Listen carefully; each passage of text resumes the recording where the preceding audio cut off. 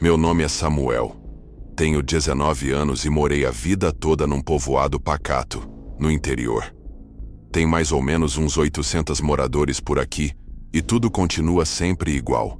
O pessoal aqui leva a vida num ritmo bem lento. Bem lento mesmo. Você acorda cedo, vai trabalhar, talvez pare no boteco para almoçar, depois senta na varanda à noite e fica batendo papo sobre o tempo. Dizem que nunca acontece nada por aqui, mas não é bem assim. Algumas coisas aconteceram, coisas estranhas. Tem um lugar na nossa cidade que todo mundo evita. Um lugar que todos conhecemos, mas não falamos muito sobre. Só chamamos de o Morro. Ninguém dá um nome bonito. É só o Morro. Simples, perigoso, proibido. Quando éramos crianças, nossos pais sempre nos diziam para nunca chegar perto. Fiquem longe do morro, diziam. Não brinquem lá. Nem olhem para lá por muito tempo. Mas ninguém nunca nos disse o porquê. Eles só ficavam quietos quando perguntávamos ou mudavam de assunto. Isso só piorava as coisas. Para ser sincero, isso nos deixava curiosos. Claro que tinha as fofocas. Sabe como criança adora inventar história? Alguns diziam que uma seita morava lá. Outros falavam que pessoas desapareciam perto dali. Mas eram só boatos. Nada que pudéssemos provar.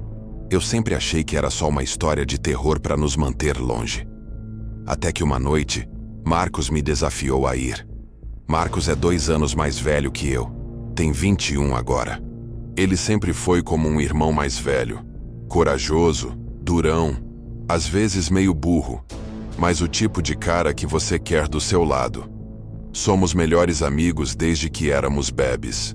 Quando eu tinha 10 e Marcos 12, estávamos dormindo na casa dele numa noite de verão. Estava muito quente e por isso não conseguíamos dormir.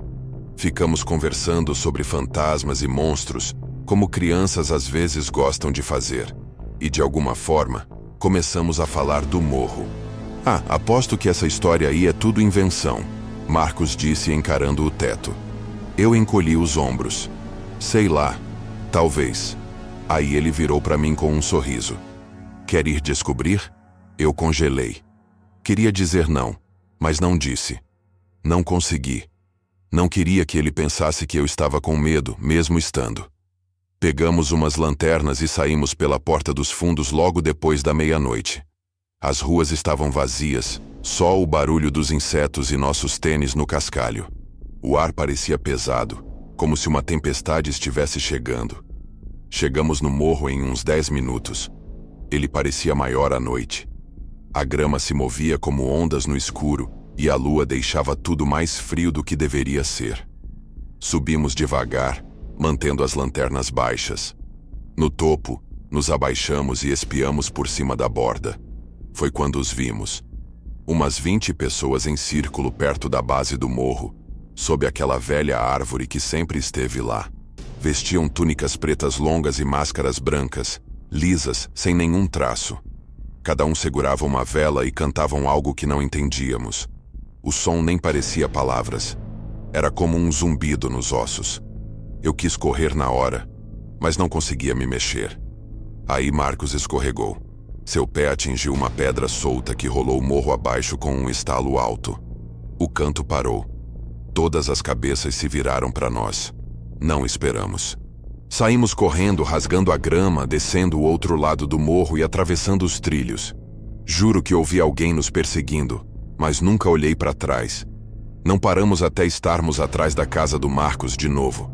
Corações acelerados, pulmões ardendo. Desabamos no quintal e ficamos um tempão sem dizer nada. Depois disso, nunca falamos sobre o que vimos. Seguimos em frente, de certa forma. Mas toda vez que passava pelo morro, sentia olhos em mim. Os anos passaram. Terminamos a escola e começamos a trabalhar. Nosso pequeno povoado continuou o mesmo. Calmo por fora. Mas aquela sensação estranha, aquela de quando algo não está certo, nunca nos deixou. Até que alguns meses atrás, Marcos veio até mim com um olhar estranho. Já pensou em voltar lá? Ele perguntou. Não respondi de imediato. Parte de mim também tinha pensado nisso. A outra parte queria esquecer para sempre. Somos mais velhos agora, ele disse. Damos conta. Até podemos descobrir o que realmente acontece lá. Eu devia ter dito não, mas não disse. Então fomos. Dessa vez, levamos lanternas melhores, canivetes, por via das dúvidas, e nossos celulares. Era cerca de 1 hora quando chegamos ao morro de novo. A grama ainda estava alta, o vento ainda quieto. Tudo parecia igual, mas de alguma forma, parecia pior. Subimos até o topo e olhamos. Nada. Nenhum círculo dessa vez. Nenhuma vela, nenhum canto. Começamos a relaxar. Talvez realmente tivesse sido só uma memória estranha da infância.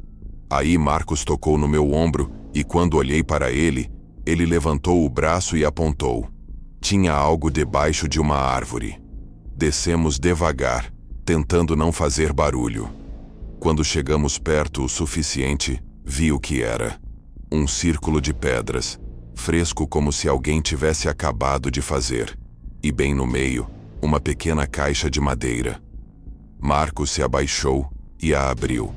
Dentro havia 5 máscaras brancas, velhas mas limpas, intocadas pelo tempo ou tempestades. De repente, sentimos ao mesmo tempo. Algo não estava certo. Não estávamos mais sozinhos.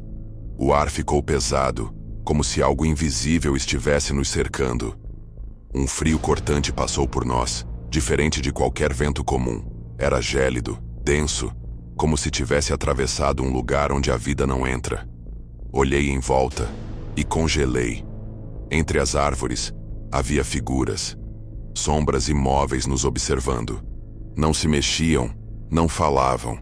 Apenas estavam lá, presentes, conscientes e nos encarando. Foi então que o Marcos sussurrou pálido. O que é aquilo ali, na mão do que está na direita? Seus olhos estavam arregalados. Vi um objeto longo, parecia metal, parecia uma faca. Largamos a caixa como se queimasse nossas mãos e disparamos. Corremos sem olhar para trás. Naquela noite, não voltamos para casa. Dirigimos sem rumo, sem falar, até 2 cidades depois. Só paramos quando o cansaço venceu o medo. Dormimos espremidos na caminhonete do Marcos num posto de gasolina mal iluminado. Nunca contamos para ninguém. Nem para os nossos pais, nem para os amigos, para ninguém. Mas concordamos numa coisa: nunca mais voltaríamos ao morro. E quando tivermos nossos próprios filhos, diremos a eles o mesmo que nossos pais nos disseram. Fiquem longe do morro, não cheguem perto, nem pensem nisso, porque agora sabemos o porquê. E algumas coisas é melhor deixar quietas. Meu nome é Ana e tenho 21 anos. Moro na mesma cidadezinha a vida toda. Não é o tipo de lugar que aparece no jornal ou que você encontra num mapa, a não ser que esteja realmente procurando. Mas é meu lar. Todo mundo se conhece, e você não consegue andar pela rua principal sem alguém acenando ou perguntando como está sua família. É tranquilo aqui. Nada de muito importante acontece. As pessoas nem trancam as portas durante o dia. Deixam as chaves na ignição enquanto entram no mercado. É o tipo de lugar onde você se sente seguro. Pelo menos a maior parte dele. Tem uma parte da cidade, porém, que todos evitamos. Fica no lado oeste depois do antigo pátio de trens e atrás das fábricas que fecharam anos atrás. As pessoas só vão lá se não tiverem escolha. A maioria das casas está caindo aos pedaços. Algumas abandonadas. O resto mal se sustenta. É onde muitos moradores de rua e viciados acabam parando. Tem um posto de gasolina por lá, mas ninguém do meu lado da cidade para nele, especialmente depois que escurece. Meus pais sempre me avisaram sobre aquela área. Não dirija por lá, não pare, nem mesmo abaixe o vidro. É muito perigoso, meu pai dizia.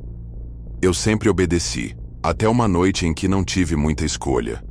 Era tarde, por volta das 22h30, e eu tinha acabado de sair de um turno longo no restaurante. Estava mais cansada que o normal. Meus pés doíam, minhas costas estavam doloridas, e eu só contava os minutos até chegar em casa e cair na cama. Saí para o carro, tranquei a porta e notei algo que me fez gelar. A luz do combustível estava acesa. Eu nem tinha percebido o quão baixo estava. Fazia dias que eu precisava abastecer, mas sempre deixava para depois. Achei que conseguiria chegar ao posto perto do meu apartamento, mas no meio do caminho meu carro deu um solavanco. O marcador caiu totalmente no E, indicando que meu tanque estava praticamente vazio. Sabia que não iria conseguir chegar lá. O único posto perto o suficiente era aquele do lado oeste. O que eu sempre evitei. Tentei pensar em outra solução. Talvez alguém para ligar, mas a bateria do meu celular estava morta. Claro que estava. Sozinha, sem gasolina e sem opções, suspirei. Virei na estrada industrial antiga e fui em direção ao único lugar onde nunca quis ir. O posto estava praticamente vazio. Algumas luzes piscavam, projetando sombras estranhas pelo estacionamento. O prédio parecia não ter sido limpo há anos. Os vidros estavam manchados, e uma das bombas tinha um saco de lixo colado com fita. Só havia mais um carro lá. Um sedã velho e enferrujado, com um farol quebrado e o para-choque dianteiro arrancado. Parei na bomba mais distante, tentando ficar perto da luz. Disse a mim mesma que seria rápido, só o suficiente para chegar em casa. Saí do carro e passei o cartão. A tela estava rachada, mas funcionou. Enquanto abastecia, ficava olhando em volta. O silêncio era pesado.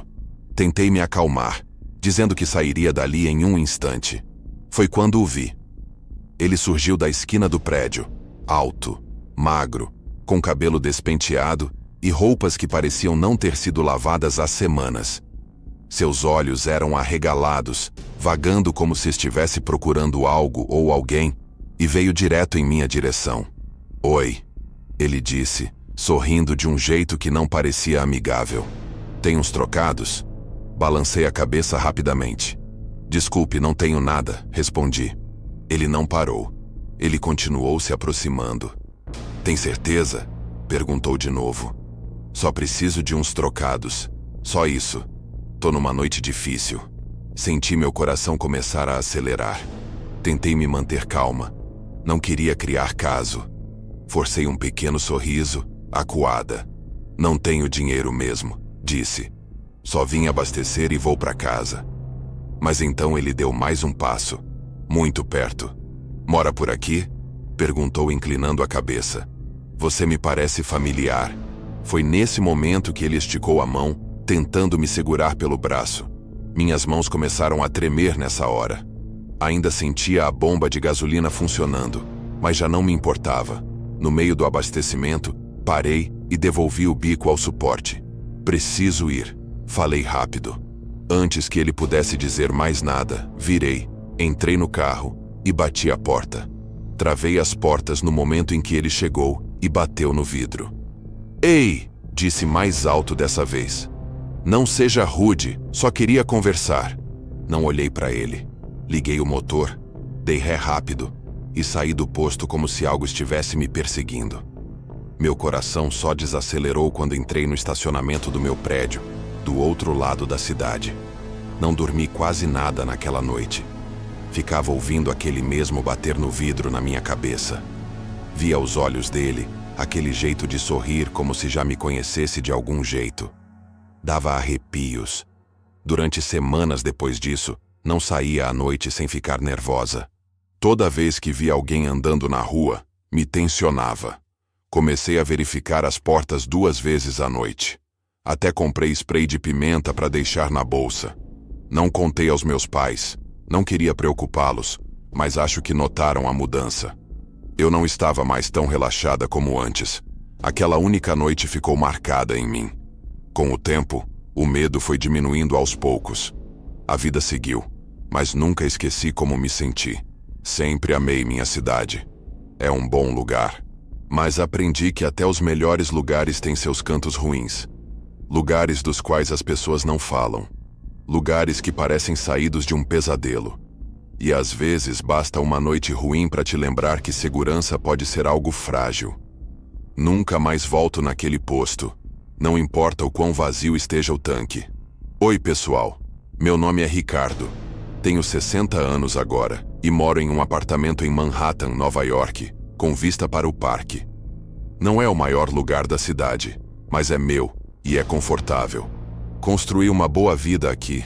Uma carreira no setor financeiro, alguns investimentos inteligentes e sorte suficiente para me aposentar cedo.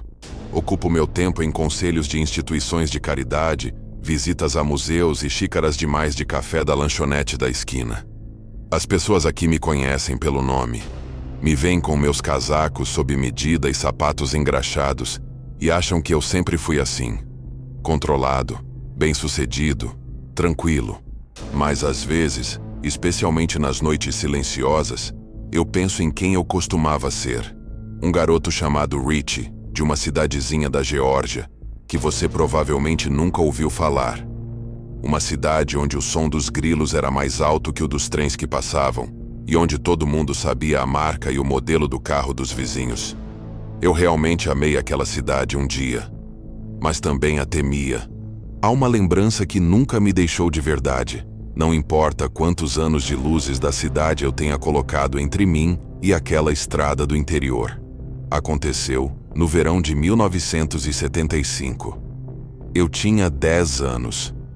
Naquela época, morávamos na beirada da nossa pequena cidade, com uma população de talvez 2.000 pessoas, se contasse as vacas. Meu pai trabalhava na serraria e minha mãe ficava em casa. Eu passava a maior parte do tempo andando de bicicleta, explorando estradas de terra e fingindo que era um dublê, um cowboy ou qualquer coisa maior do que eu era. Aquele dia em particular tinha sido comum. Fui até a casa do meu amigo Tommy depois do café da manhã. Brincamos no quintal dele, trocamos figurinhas de beisebol e discutimos sobre quem ganharia numa luta, Superman ou o Homem-Aranha. Ainda era dia quando comecei a voltar para casa, no fim da tarde, talvez um pouco depois das 5. O ar estava quente e pegajoso. O sol começava a se pôr, projetando sombras longas pelos campos. O caminho de volta tinha cerca de 3 quilômetros. A maior parte era uma estrada tranquila. Árvores de um lado, cercas de arame farpado do outro. Eu não me importava com o silêncio. Gostava dele. Mas naquele dia, algo estava diferente. Notei a caminhonete pela primeira vez mais ou menos na metade do caminho. Era um modelo antigo. Talvez um Ford ou um Dodge. Cinza envelhecido com manchas de ferrugem. Ouvi antes de ver. Um ronco baixo de motor que não parecia ter pressa. Olhei para trás e vi ela surgindo no alto de uma colina, longe o bastante para não me preocupar muito. Mas ela não me ultrapassou. Ficou atrás. Não muito perto, mas constante. Sempre um pouco longe demais para eu ver quem dirigia. Diminuí um pouco pensando que talvez quisessem passar. A caminhonete desacelerou também. Foi aí que eu soube que havia algo errado.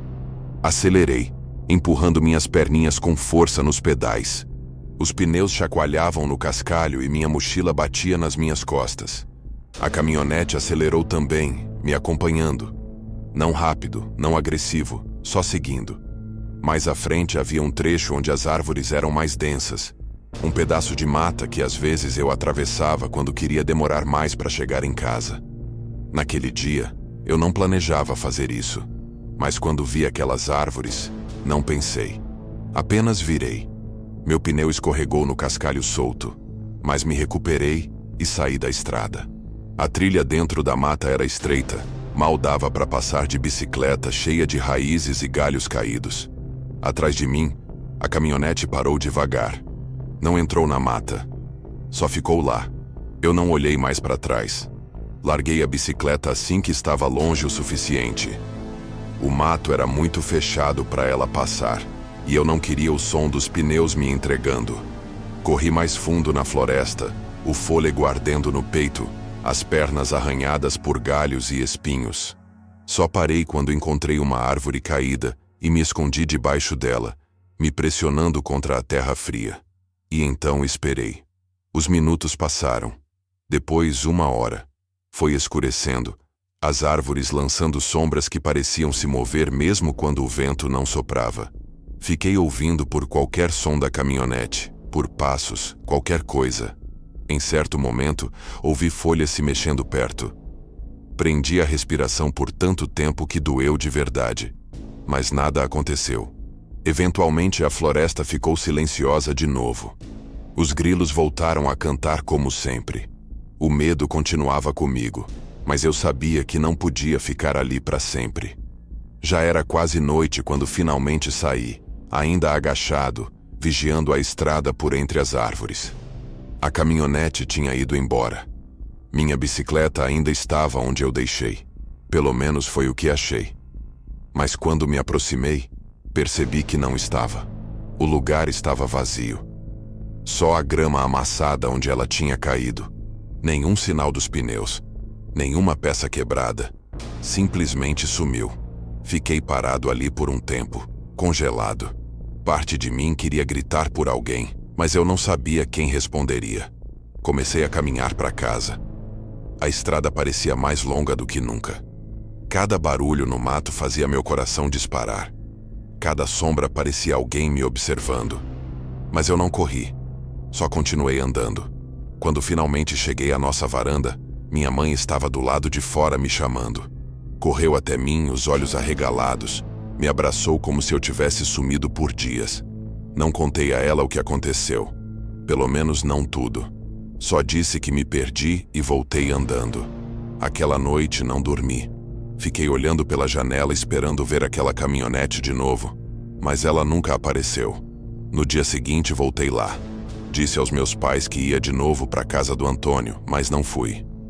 Caminhei pela mesma estrada, investigando o caminho todo.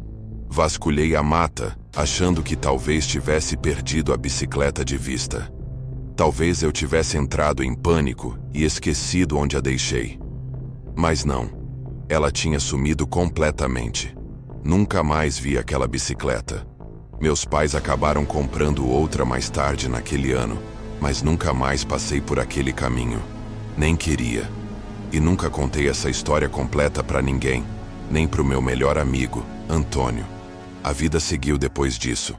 Cresci, saí daquela cidade depois do ensino médio e nunca mais olhei para trás. Me mudei para o norte, fui para a faculdade, consegui um emprego e construí uma carreira. Agora, moro em Nova York, onde as ruas nunca dormem e há gente demais para notar que você tem medo do escuro. Mas nunca esqueci daquela noite, daquela caminhonete, daquele silêncio. Às vezes me pergunto quem estava dirigindo. Por que não tentou mais forte me alcançar? O que queria? O que estava pensando quando levou minha bicicleta?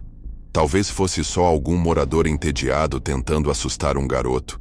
Talvez fosse algo pior. Nunca vou saber. No final dos anos 90, quando eu tinha 19 anos e estava farta de amor, deixei tudo para trás em Montana para me mudar para o Arizona com meu namorado da época. Nunca façam isso. Achava que estava trocando pinheiros e frio seco por palmeiras e um recomeço. Sabe, sol, flores de cacto, talvez até alguns fins de semana divertidos em Sedona ou uma viagem até a Califórnia. O que ganhei foram estradas de terra, poeira sem fim, mosquitos do tamanho de moedas e um calor que parecia castigo. Era só espinhos e grama seca, nada de mágica. Morávamos numa cidadezinha triste, não vou dizer qual para manter o anonimato, mas era um ponto minúsculo no mapa perto de Flagstaff, com um único semáforo e 4 estabelecimentos. Um Dollar General, um mercadinho, uma farmácia Walgreens e um restaurante. Era isso. Esse era o centro da minha nova vida. Arranjei emprego na Walgreens, que curiosamente não existe mais, pelo menos aquela unidade. Ficava bem no meio da cidade, entre o mercado e os correios, então basicamente todo mundo passava por lá. Cerca de 3 meses depois, cheguei para meu turno à tarde. Entrei, bati o ponto e estava amarrando o avental quando o gerente Daniel me chamou na sala dele. Sem muitas palavras, apontou para a mesa. Lá estavam dispostas com cuidado umas 30 ou 40 cartas abertas, todas endereçadas a mim, manuscritas. "Conhece essa pessoa?" Daniel perguntou, batendo no canto de uma das cartas. Gabriel Souza. Não. Ele pediu que eu lesse uma. Peguei um envelope amarelo com letra enrolada. Dentro havia 2 cartas manuscritas e um recorte de revista de uma loira de cabelos ondulados como os meus. Enquanto Daniel se recostava na cadeira rangente, braços cruzados, comecei a ler. O texto alternava entre tom de diário e declaração de amor, mas nada normal. Era íntimo, desconfortável, detalhado. Parágrafos inteiros sobre meu cabelo. Como ele cheiraria no calor do Arizona, como seria lavá-lo, pentear. Trechos sublinhados. Um em particular me marcou. Você brilha sob o luar. Eu vejo mesmo quando você não está olhando. Aí deixou de ser esquisito e virou terror. Estou sendo demitida, pensei. Daniel repetiu. Conhece esse cara? Foi quando lembrei. Sujeito magricela, uns 30 anos. Sempre de camisa polo e óculos finos que nunca ficavam retos no nariz. Aparecia 2 ou 3 vezes por semana para comprar Coca Zero e remédios para a mãe. Às vezes tentava puxar papo no caixa. Olhava demais. Achava que era só tímido ou meio lento. Comparado a outros caras do Arizona, parecia inofensivo. Até então. Contei a Daniel que provavelmente sabia quem era. E então me lembrei. Semanas antes, estava arrumando as prateleiras quando senti alguém atrás de mim. Era ele, passando os dedos pelo meu cabelo como se fosse dele. Recuei. Ele murmurou um desculpa e eu ignorei, achando só estranho, não perigoso. Daniel disse que Gabriel seria banido da loja e que eu devia ir para casa enquanto resolviam as coisas. Que coisas? Pensei. Saí gelada e confusa, com a sensação de que algo estava por vir. 2 horas depois, bateram na minha porta. Olhei pela janela e quase não acreditei. 7 pessoas no alpendre, policiais à paisana, uniformizados, e até um time tático com fuzis. Soube depois que eram de verdade. Abri a porta boquiaberta. Uma policial segurava um maço de cartas. Precisamos falar sobre isso. Meu Deus, pensei, o departamento inteiro leu aquilo. Entraram. Sentei no sofá enquanto o namorado ficou na porta, braços cruzados, julgando como se fosse seu emprego. A policial explicou. Foram à casa de Gabriel para notificá-lo sobre a proibição, procedimento padrão. Mas ele surtou. Passaram 45 minutos discutindo. Ele insistia que não fez nada errado, que tínhamos uma conexão. Estava tão instável que decidiram formalizar acusações de stalking. Aí veio a bomba. Você deveria saber que Gabriel matou e esquartejou parcialmente a própria mãe aos 12 anos. Saiu de uma instituição psiquiátrica há apenas 4 anos. Fiquei paralisada. Também encontramos materiais perturbadores na casa dele, continuou cautelosamente. Indicações de que ele estava te observando, te seguindo. As cartas eram só o começo. Minha mente travou. Só via ele na fila do caixa, mãos finas colocando a Coca Zero no balcão. Aquele sorriso quieto. Ele sempre dizia que era para a mãe, murmurei. Pode ter sido verdade ou não, ela respondeu. Não sabemos. Gabriel foi preso no dia seguinte, sentado no estacionamento da farmácia, encarando o prédio. Levaram-no sem resistência, mas me disseram que provavelmente voltaria para a instituição, não para a prisão. Pelo menos não ainda. Nunca mais o vi. Nunca li as outras cartas. A polícia as levou como prova. Não explicaram o que encontraram na casa dele. Só disseram que foi o suficiente para todos concordarem que eu precisava sumir dali. Meu querido namoradinho agiu como se eu tivesse culpa. Como se eu tivesse procurado aquilo, sido muito amigável. Fiz as malas na mesma semana e voltei para Montana. Mais frio, sim, mas nunca me senti tão segura. Até hoje, anos depois, ainda penso nisso. Em como ele parecia normal, inofensivo. Em como cheguei perto de algo que nem quero imaginar. Então é isso. Se pensarem em mudar de estado por um namorado aos 19 anos, não façam. E pelo amor de Deus, se trabalharem no varejo num fim de mundo poeirento e alguém começar a falar sobre seu cabelo ao luar, façam um favor a si mesmas. Corram. Para dar contexto à história, eu ainda estou na escola e trabalho para um familiar em certos finais de semana em uma faculdade local, vendendo lanches no estádio. É mais ou menos 1 ou 2 vezes por mês. e o estádio fica perto da borda da cidade. Era sexta-feira à noite e eu tinha acabado de sair da escola e precisava ir direto para o trabalho. Chego lá e trabalho por 4 horas. É um turno reduzido hoje, e minha chefe, que é minha tia, me diz que precisamos de mais colheres para o evento de amanhã. Vendemos sorvete, e esses eventos têm tipo 5.000 ou mais pessoas. Eu digo ok, e que vou pegar as colheres no caminho para casa. A única loja aberta que tem colheres resistentes fica do outro lado da cidade, e eu ainda queria encontrar meus amigos após o trabalho para curtir um pouco. Tentando economizar tempo, decidi pegar o caminho mais rápido, porém mais estranho, pelas redondezas da cidade. Além disso, eu moro em um estado com o clima imprevisível. Nevou ontem à noite, mas achei que as estradas estariam boas o suficiente, mesmo sem terem sido limpas. Saio em direção à loja, para comprar as colheres. Enquanto dirijo pelas ruas até a loja, nos primeiros 5 minutos, tudo está normal.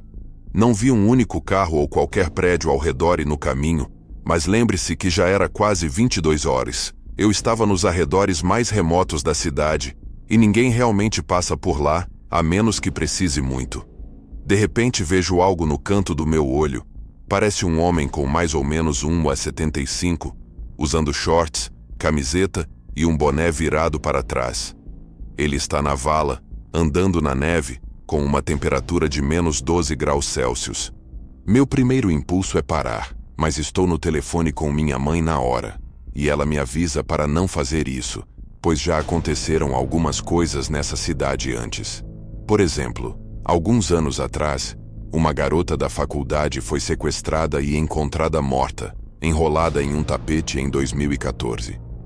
Pensei em parar, mas por algum motivo me convenci a não fazer isso. Não estava muito preocupado. Sou um cara jovem, forte, dirigindo uma caminhonete grande. O último tipo de pessoa que alguém iria querer machucar, certo? Passo pelo homem a uns 55 km por hora. Como eu disse, as estradas não estavam as melhores. Dirijo menos de 150 metros depois de passar por ele, e imediatamente, um carro que eu não tinha visto antes vira e sai de uma entrada de campo perto da estrada e começa a me seguir. No começo, pensei que tinha me focado tanto no homem na vala que não tinha visto uma estrada e que era de lá que eles tinham vindo. Mas depois descobri que nem havia uma estrada ali. De novo, não estava super preocupado. Já assisti bastante filmes de crimes reais e li muitas histórias na internet. Senti que não havia motivo para me alarmar ou que havia uma ameaça. Começo a me aproximar da cidade de novo e preciso fazer algumas curvas para chegar onde quero. Viro à esquerda, o carro vira à esquerda. Viro à direita, o carro vira à direita. Entro em um rotatória, pulo minha saída e dou 2 voltas, já que não tinha mais ninguém lá, e o carro me segue.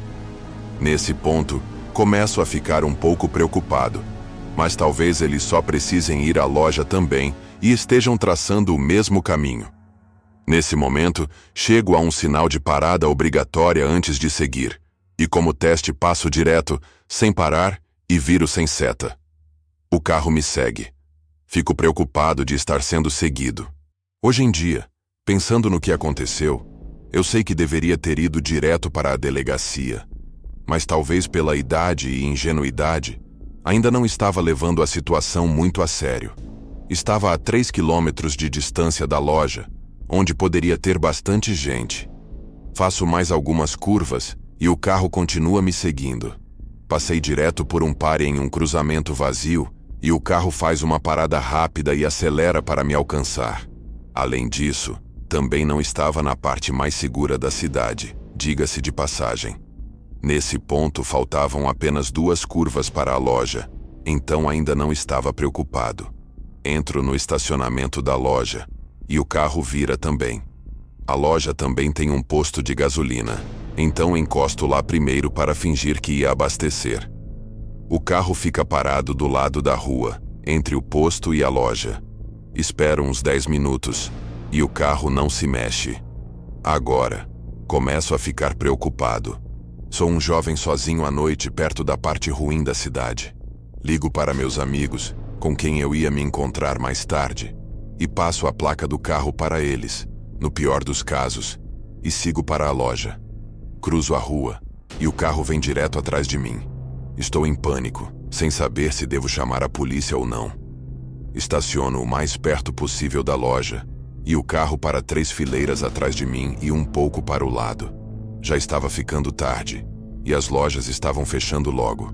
Só tinha mais algumas pessoas no estacionamento. Ligo minha caminhonete de novo e vou estacionar no lado completamente oposto do estacionamento. Então saio e corro direto para dentro da loja. Não sou super acima do peso, mas também não sou magro. Como disse, sou mais em forma do que não. Tenho um IQ 85 metros de altura e 90 quilos. Quem iria querer arrumar briga comigo? Já dentro da loja, pego as colheres e fico um tempo lá dentro. Vou ligar para meus amigos antes de sair, mas meu celular descarrega. Olho pelas portas de correr e, de repente, há uma van branca do lado do motorista da minha caminhonete. Parece que não tem ninguém dentro, mas os vidros de trás estão cobertos e o motor está ligado. Um péssimo sinal. Corro para o atendimento ao cliente e explico tudo, mas eles acham que sou só um jovem brincando, tentando pregar uma peça e ser engraçadinho. Na hora, não vi o carro que originalmente estava me seguindo, mas de jeito nenhum eu ia sair com aquela van assustadora perto da minha caminhonete.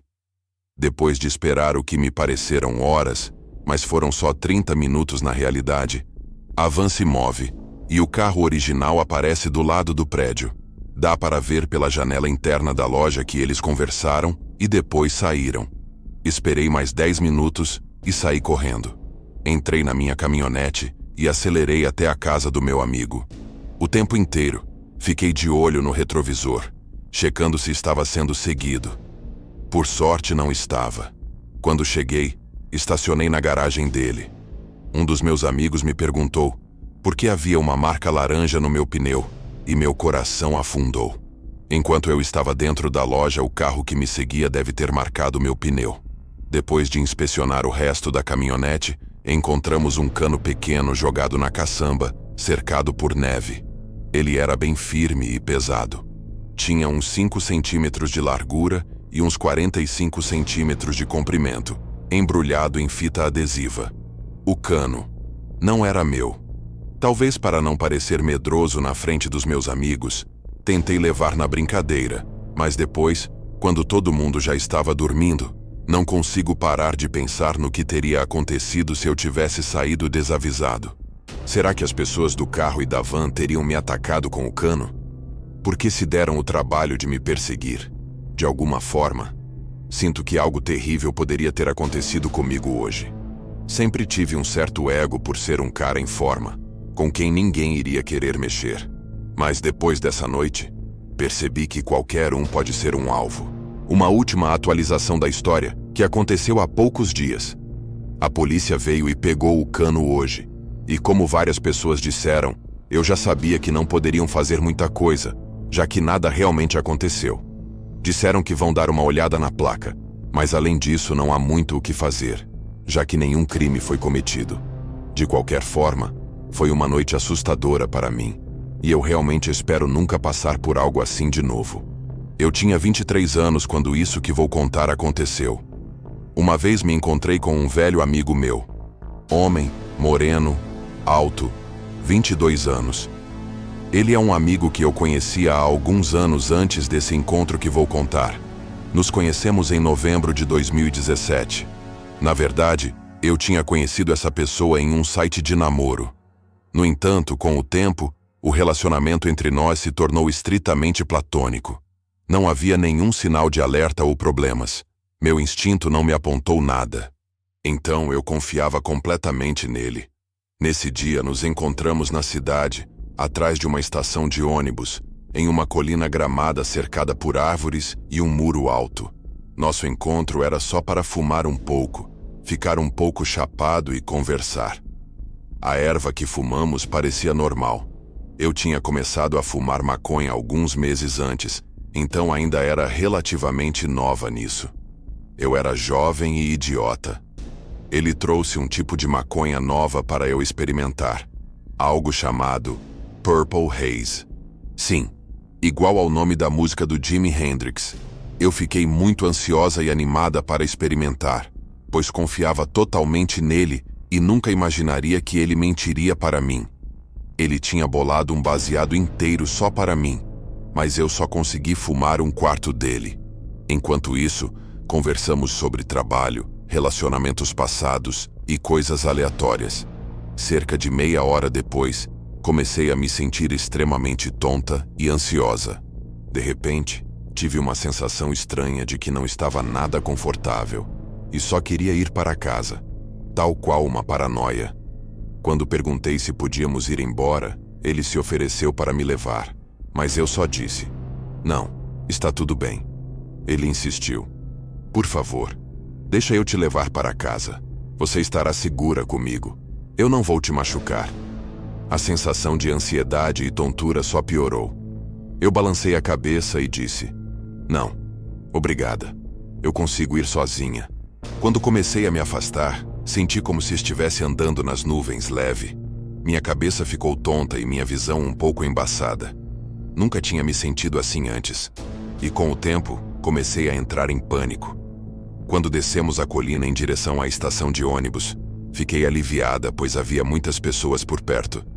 Então, se algo acontecesse, alguém interviria. Fiquei extremamente apavorada com ele. Tive um pressentimento horrível que me dizia para ficar o mais longe possível dele. Quando cheguei à estação, disse que chamaria um Uber dali e iria para casa. Seu tom já não era mais gentil, mas muito sério e brusco. "Eu vou te levar para casa agora." E ele começou a puxar minha jaqueta. Eu disse não e que iria sozinha. Ele puxou com mais força e eu caí contra ele. Ele me puxou para perto e disse que eu não precisava ter medo dele, mas eu estava aterrorizada. Nesse ponto, já estava me sentindo muito paranoica, apavorada, e não conseguia enxergar direito. As coisas estavam um borrão. Eu o empurrei, esfreguei os olhos e peguei o celular para chamar um Uber. Ele tentou arrancar meu celular da minha mão e gritou na minha cara: "Você nunca escuta? Eu vou te levar para casa." Percebi que algumas pessoas pararam e perguntaram se eu estava bem. Tudo o que lembro é de pessoas se movimentando e me tirando de junto dele. Uma senhora muito gentil e protetora chamou um Uber para mim do meu celular e esperou comigo. Ela se certificou de que eu estava bem o suficiente e me ajudou a entrar no Uber. Enquanto esperávamos, ele continuou tentando me convencer a ir para o carro com ele. Mas as pessoas em volta e a mulher que cuidou de mim mandaram ele ir embora e disseram que se ele insistisse, iam chamar a polícia. A senhora insistiu que ela mesma me levaria para casa. Então, só aí, ele foi embora, com raiva e xingando. Quando cheguei em casa, tirei o sapato apressada. Só queria deitar na minha cama, porque naquele momento era o único lugar onde me sentiria segura. Naquela noite, fiquei deitada na cama por 5 horas seguidas, encarando o teto. Não lembro se pensei em algo, ou se minha mãe entrou no quarto em algum momento. Só lembro de ficar deitada sem fazer nada até a paranoia e a sensação de mal-estar começarem a passar. Lembro de olhar para o meu celular e ver 32 ligações perdidas dele, 10 recados de voz e mais de 50 mensagens. As mensagens eram estranhas. Ele tinha enviado umas 20 só perguntando onde eu estava e se já tinha chegado em casa. Em um dos recados, ele disse que tinha uma fantasia de me levar para a casa dopada, me amarrar, me vendar e que queria que eu me submetesse a ele. Eu entrei em pânico e o bloqueei em todas as redes sociais: Instagram, WhatsApp, Facebook, Snapchat, Discord, e também bloqueei seu número. Antes de bloquear, disse que se ele entrasse em contato de novo, chamaria a polícia e registraria um boletim contra ele. Não tive notícias dele por cerca de 1 mês, até receber uma mensagem de um número desconhecido perguntando como eu estava. Eu não tinha dado meu número para ninguém novo nesse meio tempo, então ignorei. Alguns minutos depois, recebi outra mensagem dizendo que sentia minha falta e que me veria em breve. Perguntei quem era. Nada. Sem resposta. Conversei com alguns amigos sobre o que aconteceu E todos disseram que maconha nunca faria alguém se sentir daquele jeito. Muitos acreditam que ele me deu Spice, uma droga sintética, não maconha. Spice parece muito com maconha, mas os efeitos são muito mais fortes e imprevisíveis. Pode chegar a ser debilitante e perigoso. Eu cresci em uma cidade pequena onde você não necessariamente conhece todo mundo, mas está familiarizado com as pessoas. Essa história aconteceu quando eu tinha 15 ou 16 anos, então faz uns 15 anos. Eu estava indo para o treino em uma manhã de sábado, quando notei um homem mais velho na esquina à frente me encarando. Sendo eu mesma, sorri e acenei para ele ao passar. Depois parei na mesma esquina esperando para atravessar. O cara veio logo atrás de mim, e me lembro vagamente de sentir o cheiro dele, sentir seu olhar no meu pescoço e sua presença perto das minhas costas. Fiquei um pouco preocupada, mas ignorei, achando que estava exagerando. O sinal abriu e continuei andando, mas o homem acelerou o passo atrás de mim, murmurando algo para chamar minha atenção. Devo ter parecido apavorada, porque uma mulher que passava junto começou a andar ao meu lado, perguntando se eu conhecia aquele homem. Eu disse que não, e ela continuou no mesmo ritmo que eu, me fazendo entrar com ela no mercado local que estava logo à nossa frente. Quando entramos, a mulher imediatamente chamou um funcionário do caixa para ajudar. Nesse ponto, eu estava tremendo de medo, tentando me esconder atrás das pessoas perto do caixa. Eles conversavam sobre algo, mas eu não sabia o quê, porque o homem que me seguia estava me encarando pela janela, fazendo um gesto de cortar a garganta. Eu fiquei paralisada. As pessoas da loja se juntaram ao meu redor para me fazer sentir segura. Tenho certeza de que desabei em lágrimas quando ele fez aquele gesto. Logo depois, a polícia chegou, e eu vi eles prendendo aquele homem. Não lembro de muita coisa depois disso, só dos meus pais me pegando no mercado e indo para a delegacia. Meu pai trabalhava como despachante na cidade na época, e alguns dias depois, ele me contou que o homem estava sem tomar seus remédios antipsicóticos e que tinha sido levado para um hospital psiquiátrico para tratamento. Nunca mais vi aquele homem, nem a mulher que me salvou. Para minha anjo da guarda, nunca tive a chance de te agradecer por me proteger. Mas sério, muito obrigada. Você provavelmente salvou minha vida.